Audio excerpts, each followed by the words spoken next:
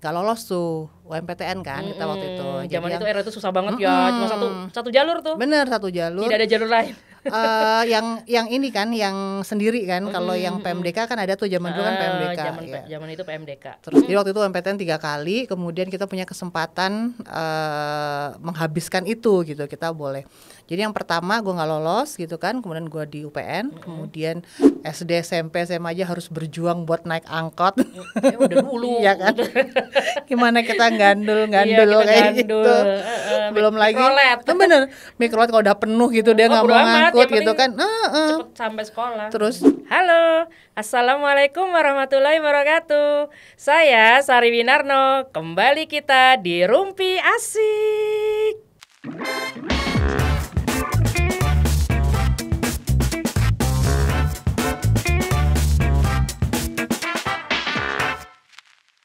Oke, kita ketemu nih sama temen gue.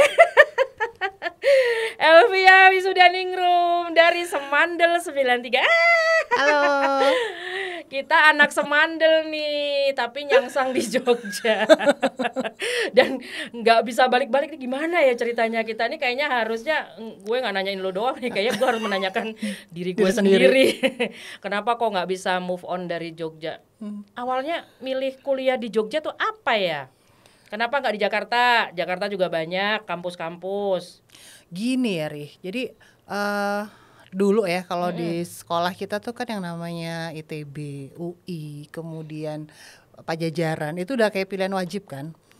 Gue ikut-ikutan sih, tetap gue milih itu gitu. Cuman waktu itu ada satu pilihan UGM ya.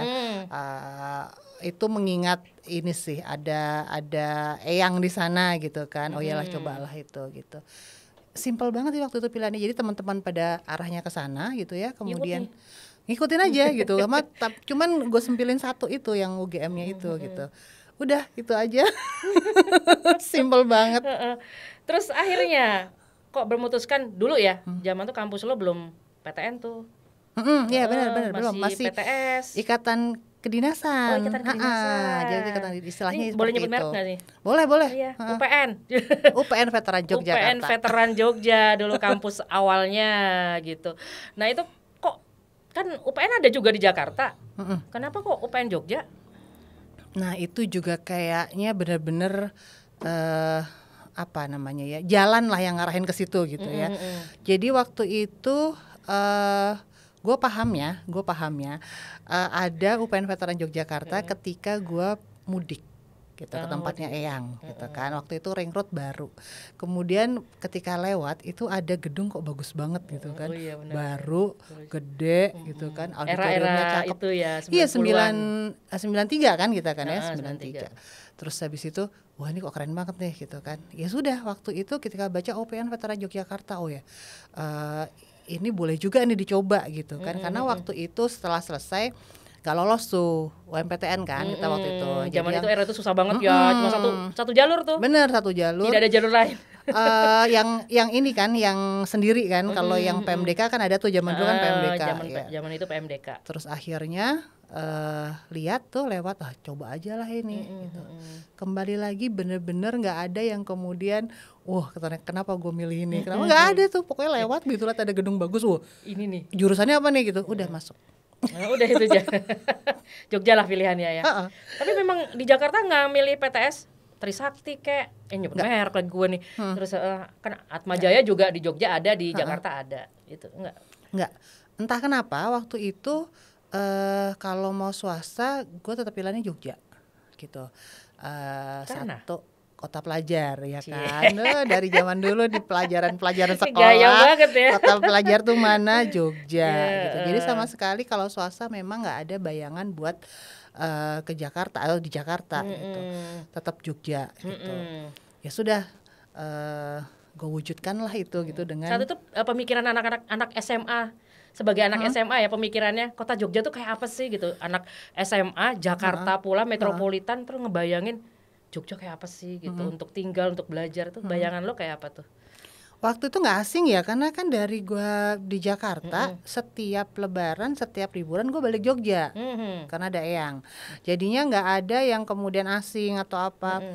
gue lebih familiar, gue tahu tempat-tempatnya gitu kan, gue tahu gimana saudara-saudara yang di Jogja ini apa namanya apa ya, mereka sekolah gitu kan, ada sepupu kan, jadi udah familiar sih, jadi nggak terlalu kaget, justru malah itu yang bikin pengen gitu, suasana Jogjanya, kemudian ya lihat saudara-saudara misalnya yang ada yang ngekos misalnya gitu kan, karena memang agak jauh dari rumahnya, itu sih gitu ya. kayaknya asik. Pokoknya simpel banget lah waktu itu ya, mungkin zaman dulu akses kita soal informasi pilihan sekolah nggak banyak ya, BK, BP kan waktu itu jalurnya kakak kelas gitu kan, orang tua juga nggak terlalu, Iya. kan nggak Zaman dulu terlalu tuh udah terserah percaya, bener.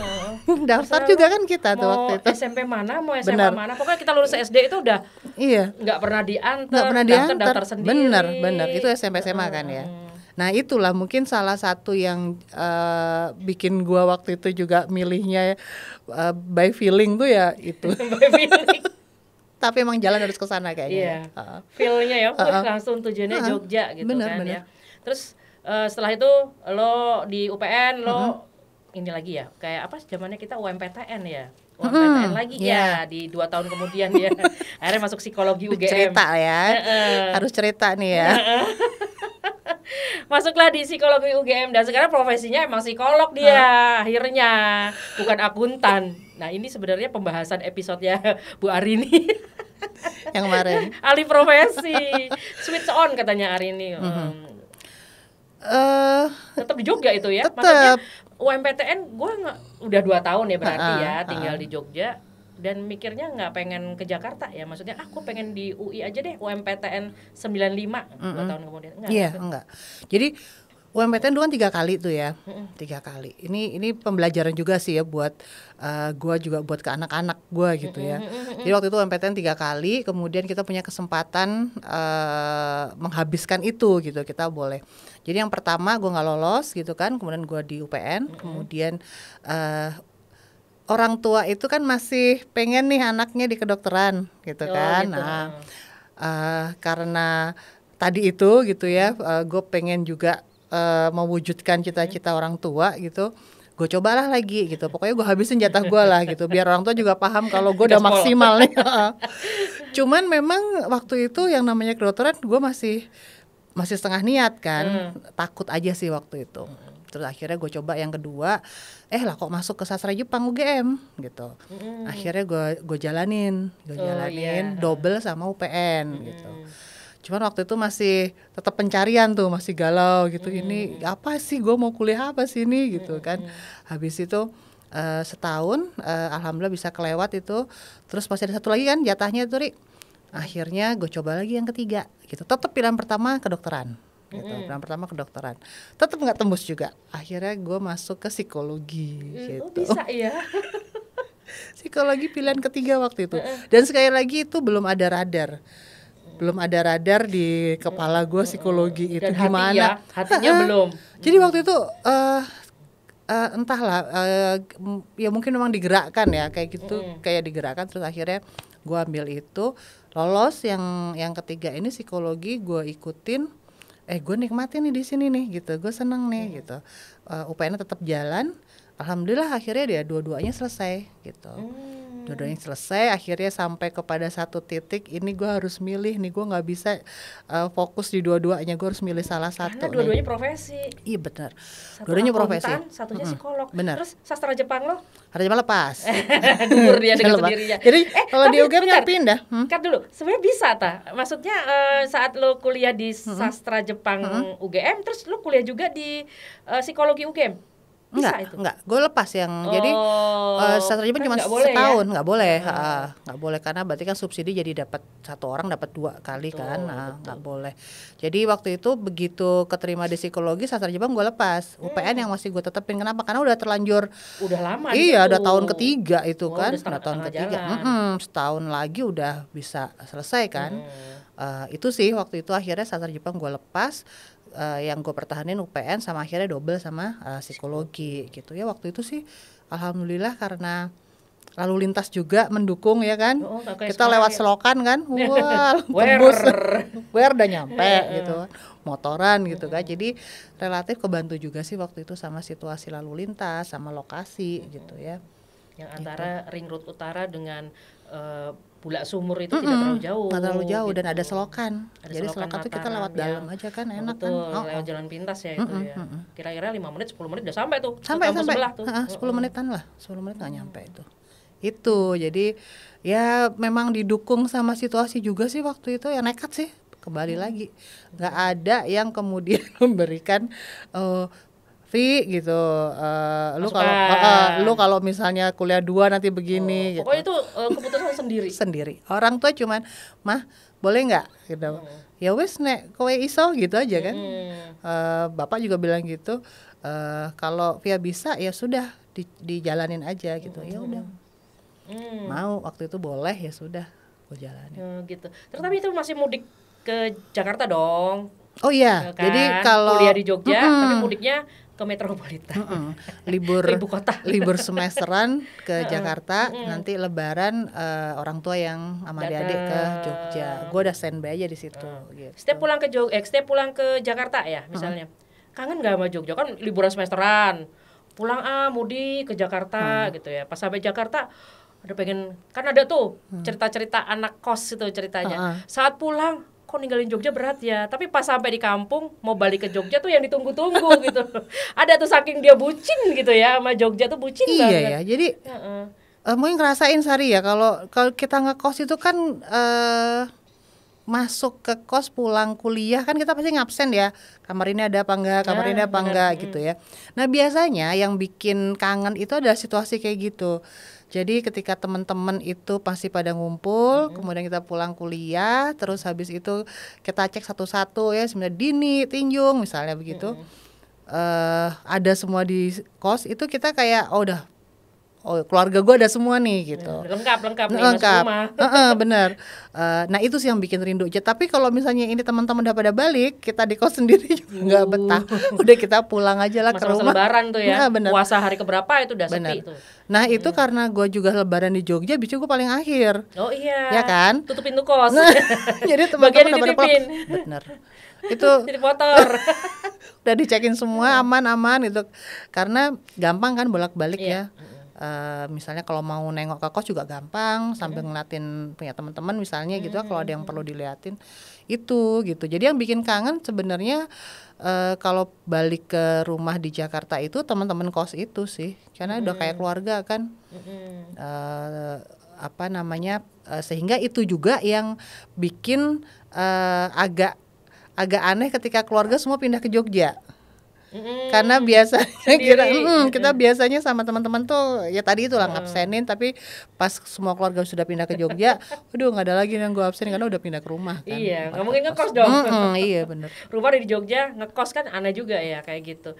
Makanya itu kan ada tuh cerita-cerita anak kos itu. Aduh kalau mudik kayaknya kayak berat gitu ninggalin Jogja gitu ya. Saat mau balik dinanti-nanti tuh, wah hari ini nih mau berangkat lagi, balik lagi ke Jogja. Kayaknya masa-masa di Jogja, masa-masa kuliah, masa-masa di kampus, masa-masa di kos tuh kayak ditunggu-tunggu banget gitu ya. Nah ini lu berlanjut nih, ternyata gak bisa cabut juga dari Jogja nih lo.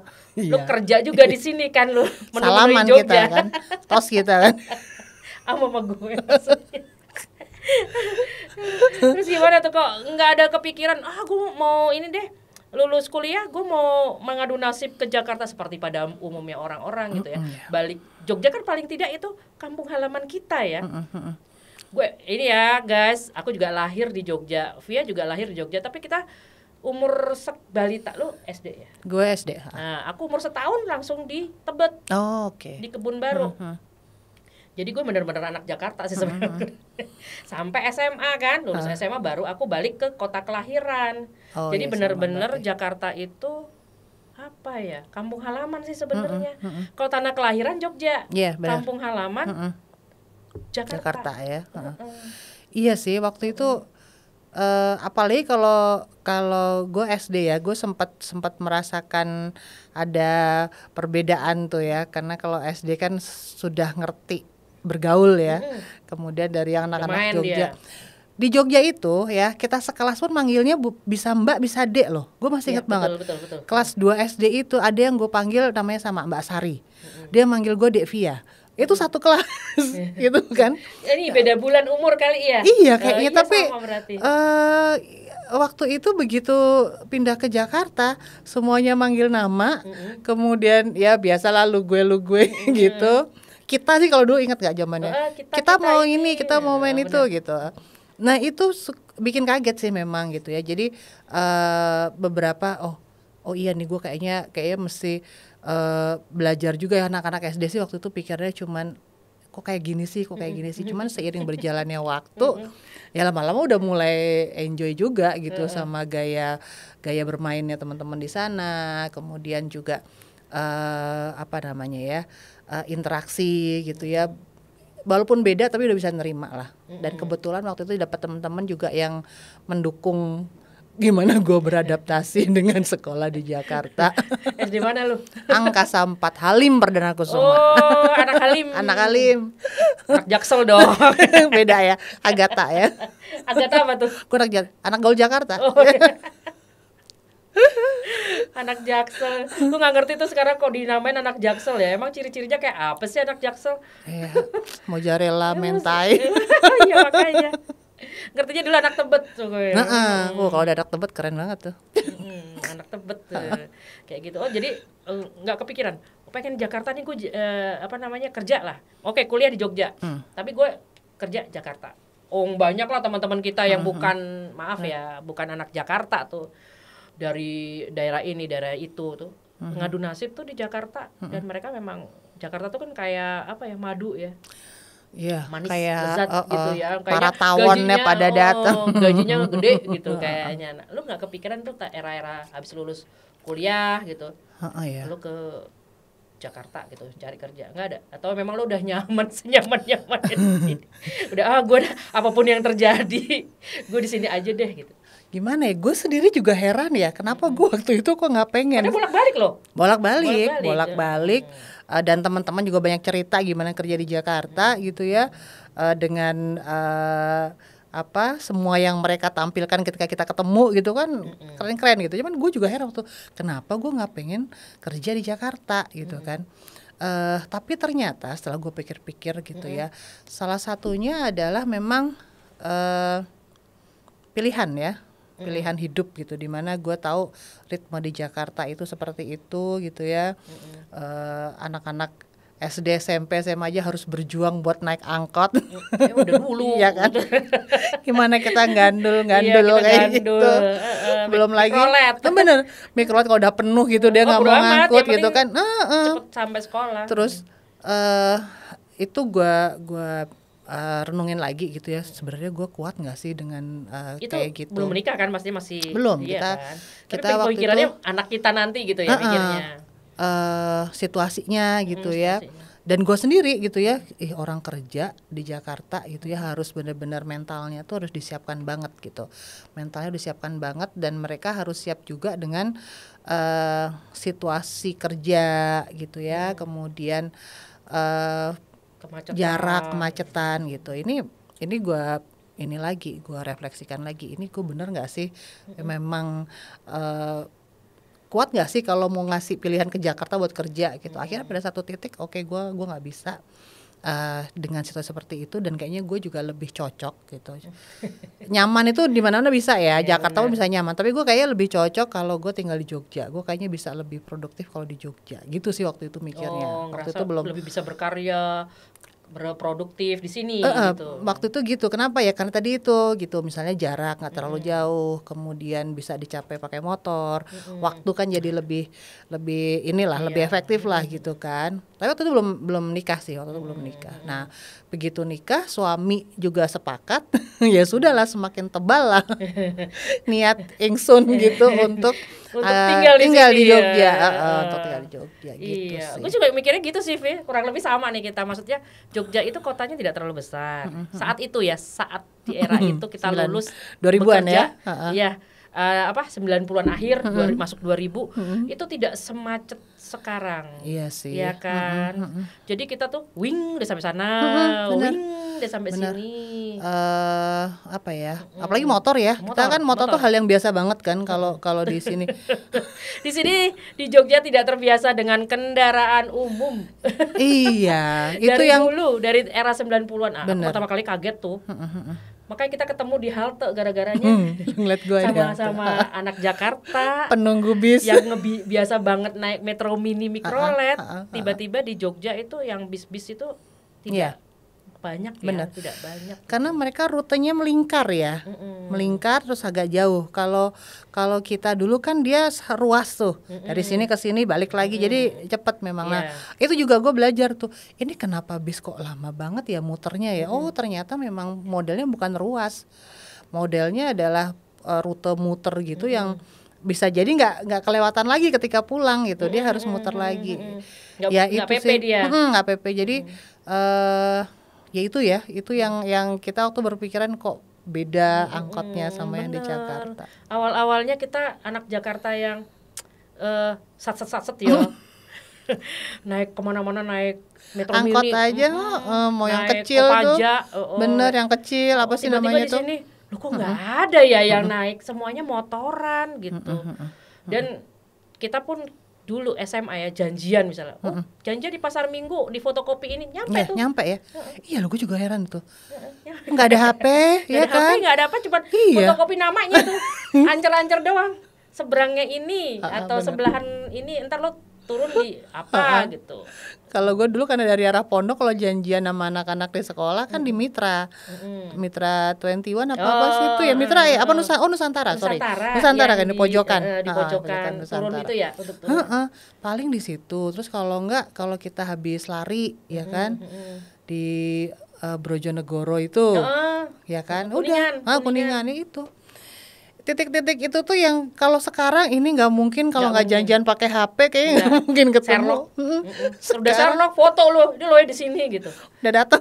Nggak datang dulu ya udah kalau belum waktunya kita tungguin gitu kalau belum datang. Bener. Dan itu selalu ketemu. Iya bener. Di tempat-tempat yang bener-bener nggak pernah nggak pernah kita temuin gitu ya. Itu tuh ya udah patokannya angkotnya berapa, turun di mana, turun di mana. Bisa. Terus ya. Ini fotokopi apa nah itu ini nyampe tuh herannya begitu di Jakarta itu. Nah, makanya waktu tuh awal-awal sedih sih kalau waktu aku tuh di Jogja. Sampai berapa bulan? Karena kok ngebis sendirian, gak ada orang koncone blas, gak ada temen sama sekali. Ya Allah kok pada naik motor ya gitu. Nah makanya ketemu Via juga nunggu di halte depan UPN. Gue belum pakai motor itu, gue pakai motor tahun kedua. Ketemu lo di situ. Gitu, yang sama-sama kita tatap-tatapan. Perasaan ketemu di Semandel ya anak ini. Kok tiba-tiba di sini? Ini beneran anak mana ya? Kita jadi kan kayak ragu ya gitu. Ini beneran teman gue Semandel apa emang mukanya cuma dia doang gitu kan. Tapi tatapan lo sama tatapan gue sama-sama kayak kenal nih. Kayak pernah ketemu di kantin nih. Iya, benar ketemu kayak di gitu koperasi. Ya tuh. Kayak gitu tuh tapi senang loh. Jadi begitu kita ketemu orang di tempat yang baru misalnya tuh heboh.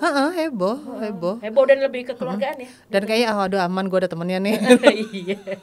Padahal udah gak ikir-ikir amat ya SMA ya. Kita juga ketemu juga dan gitu. Di sini pun juga ketemu juga jarang kan. Tapi kayak rasanya aman, oh ya gue ada temen nih gitu. Iya gue ada temen lah gitu yang bisa barengan sama dia kayak gitu. Iya benar. Gitu. Makanya penting banget kalau ada di satu kota itu ada satu paguyuban atau komunitas gitu dari tempat di mana kita berasal itu, karena itu minimal membuat rasa inilah, oh ya gue nggak sendiri, minimal itu tuh dapat gitu loh. Nah kan kita waktu zaman kuliah ada IAS Jogja. ada IAS Jogja. Gue senang banget loh itu. Ikatan Alumni Semandel Jakarta tapi di Jogja. Di Jogja, kayak gitu di Jogja. Sayang gue waktu itu baru sekali ikut ya, waktu itu pertemuan tempatnya siapa, Dewi ya. Dewi Laksmi. Iya, anak kedokteran UGM itu ya. Hai Dewi. Halo. Disebut namanya, disepil. Kumpul lagi. Aduh jenenge.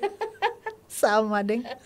Itu dia makanya ini kan mau nanya-nanya juga tuh masalah kenapa milih kuliah, habis itu milih kerjaan. Nah menurut lo tuh Jogja tuh gimana romantisnya sih sampai orang tuh rata-rata nemuin jodoh juga tuh di Jogja. Lu kan juga.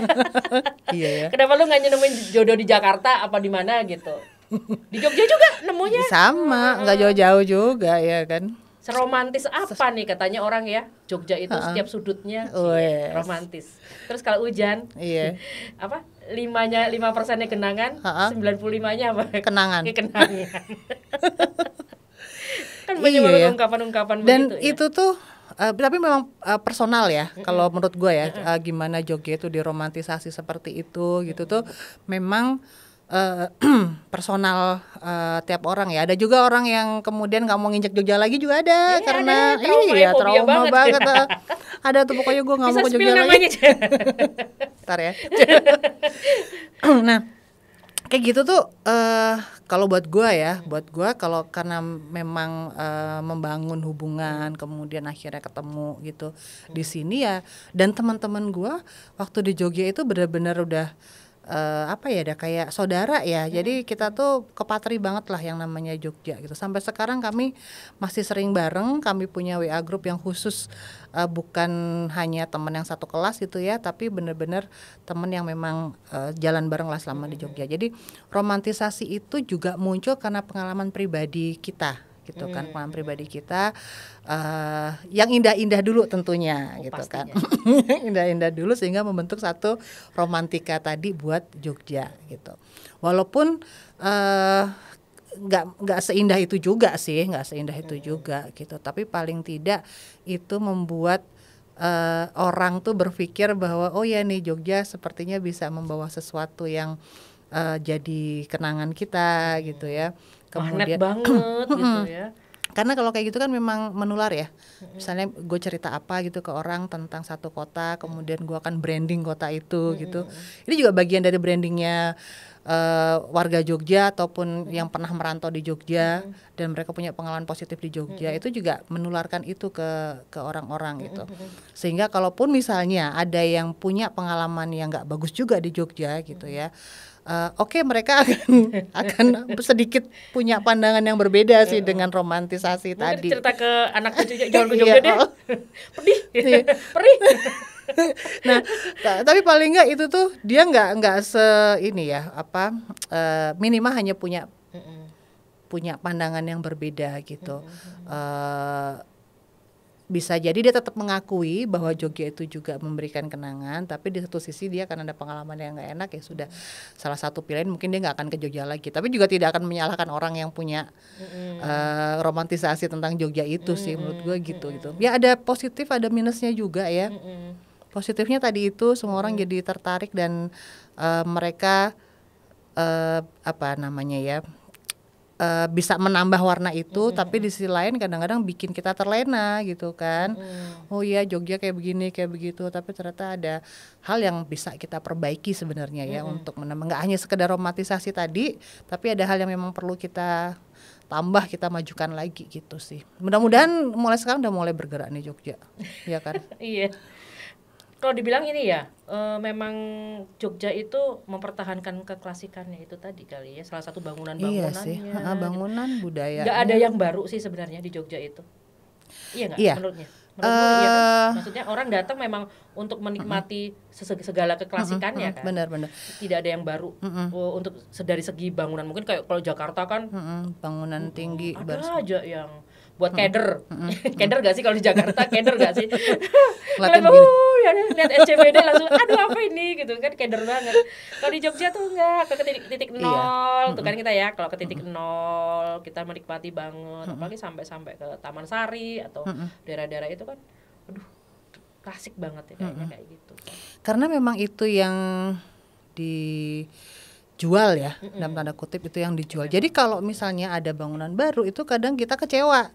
Ya kok Sama begini dong, kayak kota sebelah gitu kan. Misalnya seperti itu kan gitu. Kita dari kota besar mau ke Jogja pengen menikmati keklasikan itu, tapi ternyata malah ada bangunan baru yang tinggi gitu, kadang-kadang juga bikin kecewa juga sih gitu. Sehingga kalaupun misalnya mau dipertahankan gitu keklasikan itu, tentunya hal-hal yang mendukung keklasikan itu diperbaiki gitu. Jadi bukan kemudian ada bangunan kuno gitu ya, kemudian diubah jadi modern, nggak yang di situ kan. Ya misalnya transportasinya ditambah, aksesnya ditambah ke tempat situ gitu, dipermudah.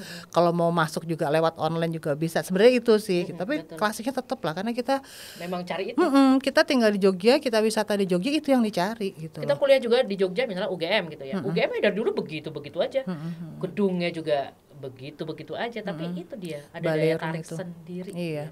Nggak kerasa nih ya kita ngibrilnya, nggak kerasa tahu-tahu udah hampir setengah jam tuh.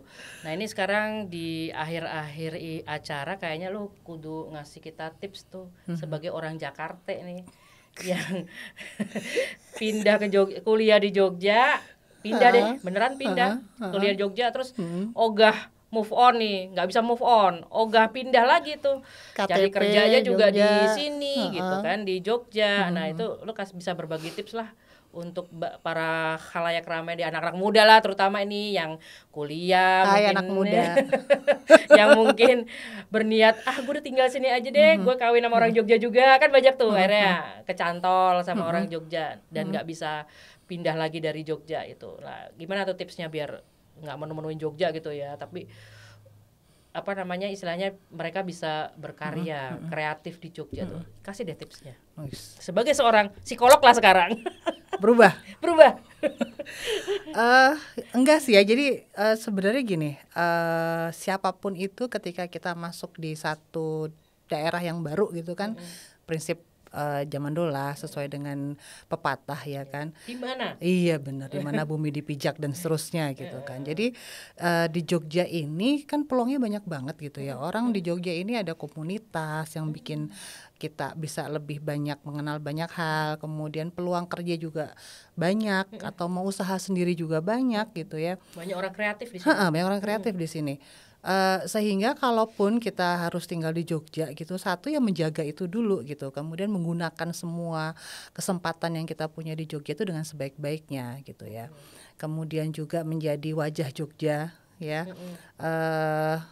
Ketika kita menerima tamu, kalau Ibu kan tahu sendiri kan Jogja padatnya kayak apa gitu ya, itu Keramah tamahan, keramah sopan tamahan santun. gitu kan.